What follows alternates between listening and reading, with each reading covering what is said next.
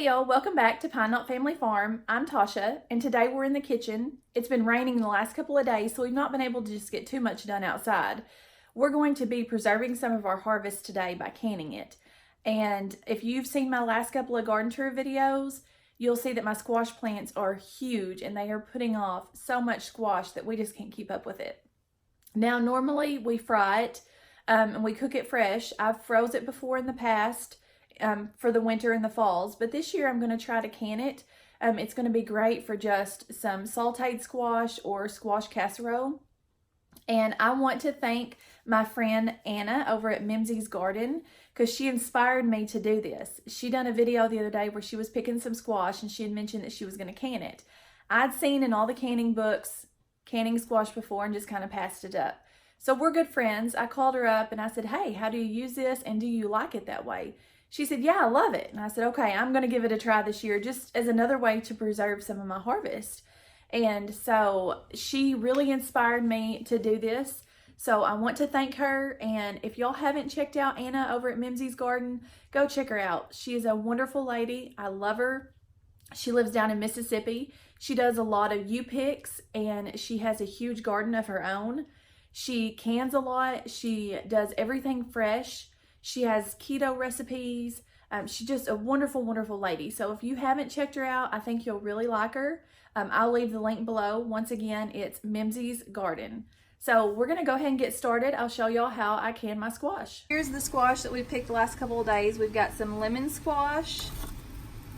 We've got some scallop marbrei squash and just regular crooknecks. First thing that we're going to be doing is we're just going to be cleaning our squash off really good under some cold water.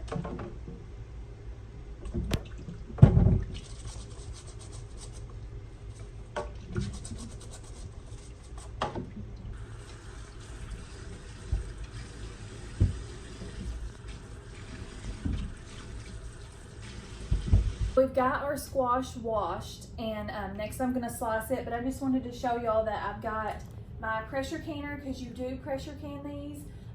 We are going to pressure can these at 10 pounds for 40 minutes for quarts. And that is for my location. So you need to check the guidelines that the canning requires for your altitude and your different areas because that could be different compared to my area. So this is just the way that I do it. You do it the way you feel comfortable doing it. Make sure that you check all the guidelines for your area because like I said, I'm in a different area, a different altitude, so it may be different for you. But I've got a little bit of water just kind of staying warm in my pressure canner. I've got some water here boiling because once we slice these squash, we're going to throw them in here and boil them for 2 or 3 minutes. And then back here, I've got some water just simmering with my quart jars and lids and all that stuff in it. So everything's just kind of on low, staying warm right now. So we're going to slice this squash. You are going to want to slice these a little bit thicker than you would if you was just frying them up because like I said, they do tend to get mushy.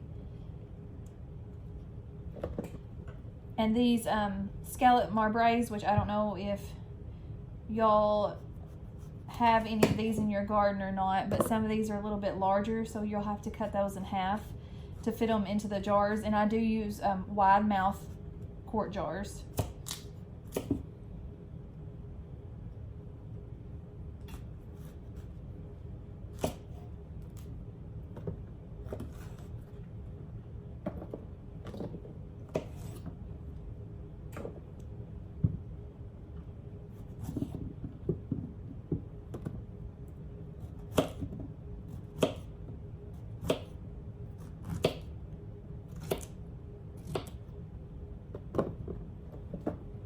And you can also throw some onions in here with this. I'm just not doing it on this batch, but you can put onions in here as well. I'm really enjoying the different varieties of squash. We always just planted the crookneck squash in the past. And this lemon squash and the scallop are from Baker's Creek. Of course, they taste just like regular squash. They're just unique and I'm really enjoying them.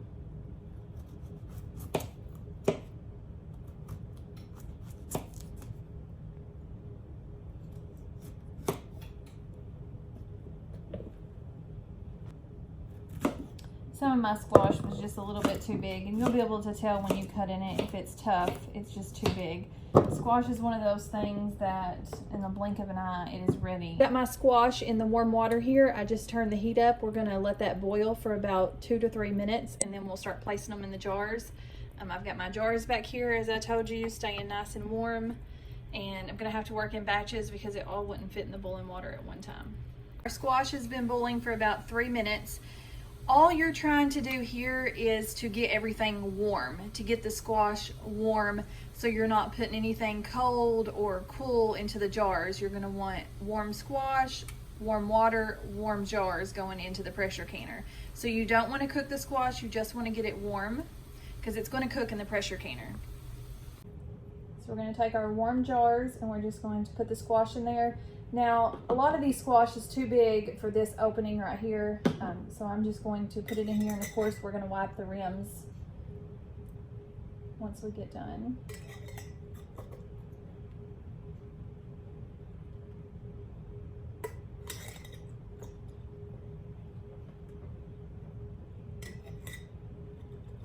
Just keep shaking your jar,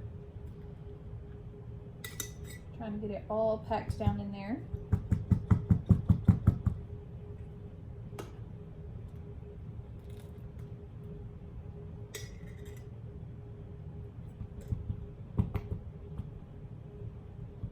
Once you get your jars packed in there really good, you're going to take a teaspoon of canning salt. It's non-iodized salt. Make sure you use that. Pickling or canning salt.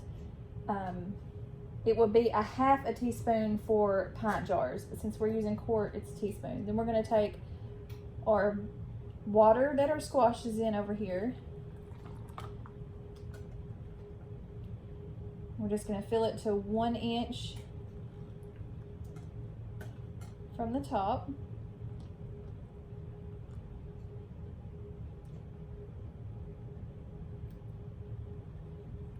Got this tool right here that you're going to use to check your headspace if you're not too familiar with canning. It's got 1 inch, 3/4 of an inch, 1/2 inch, and a 1/4 inch. So different things require different headspace. You're just going to set that on there, and if you can see, it's just barely touching the top of the water. Next, we're going to use the same tool, and we're just going to release the air bubbles on all 4 sides. And this is a very important step that you want to do because you want to get all those air bubbles out. So that way it ensures that your lid's seal. Next, we're going to take some vinegar on a paper towel, and we're just going to wipe our rims off. Anything that has spilt on the rims, any debris or particles, will cause your lids not to seal.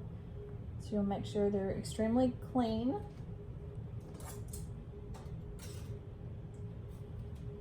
I'm going to grab one of our tops.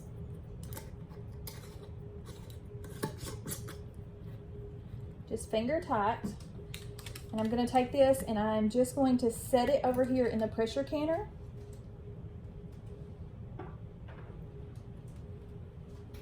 Just so that way it stays nice and warm. We want everything to stay warm. We don't want any cold jars going into the pressure canner. So I'm going to go ahead and finish up the rest of these.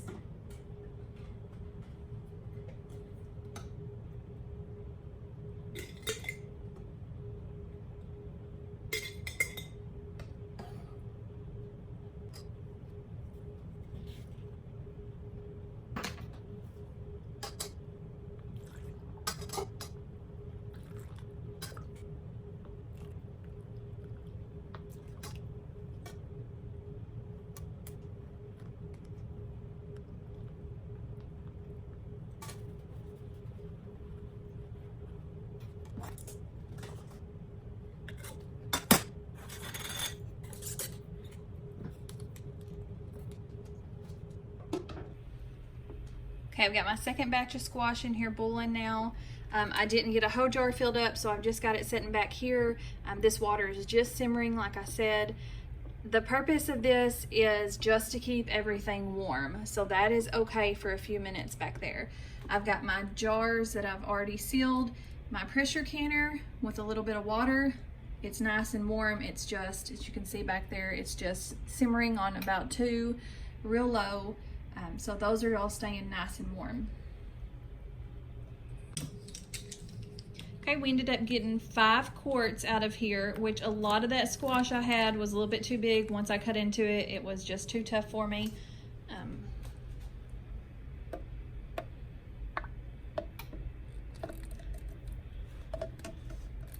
So we're gonna place our last quart down in there. We got 5 quarts.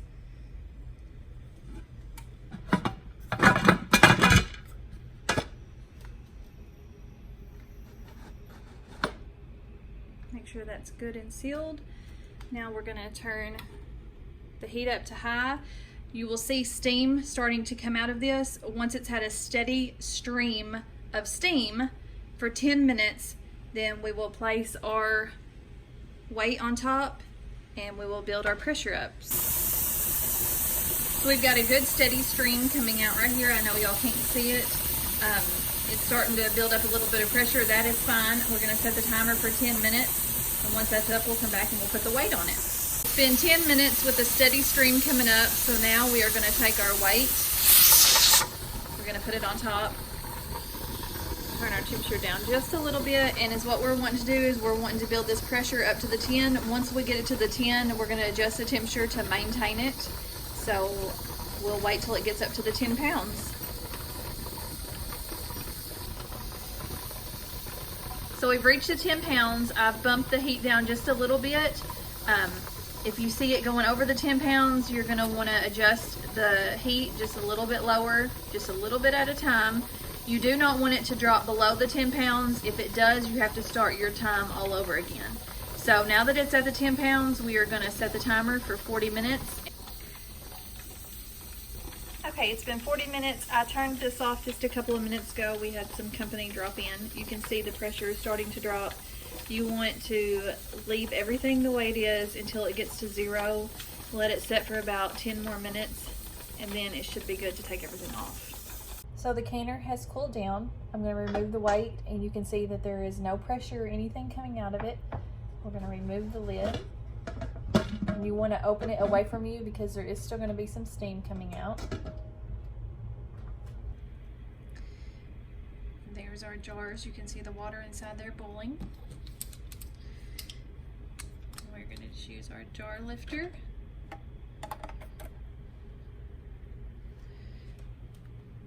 going to place them over here on our towel.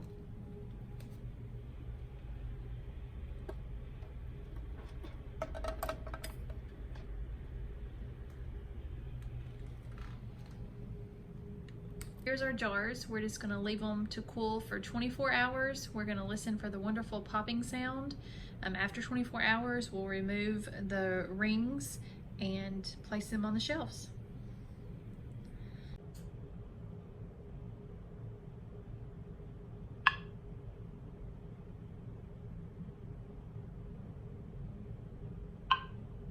This is a jar that I canned last week. And like I said, you're just going to want to leave that setting for 24 hours.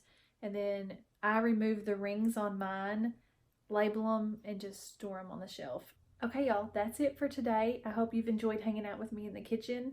If you've canned squash before, let me know what you use it for. And if you haven't, consider canning it. It is super easy. It's going to be great this winter. It's just another way to preserve your harvest. So y'all have a great one. And until next time, God bless.